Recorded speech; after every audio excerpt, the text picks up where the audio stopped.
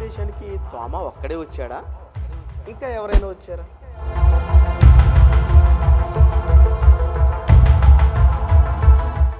ఈ క్రైస్తవ్యానికి ఎంత వయసు అయితే ఉందో భారతదేశంలో ఉన్నటువంటి క్రైస్తవ్యానికి కూడా అంతే వయసు ఉంది.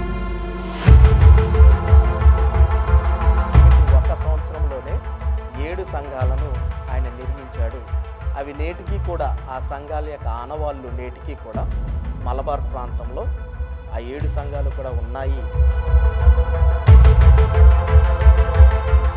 మరి తోమా ఎముకలు ఏమైనాయి? వెళ్ళారు, ఎముకలు లేవు. ఎముకలు ఏమైనాయి?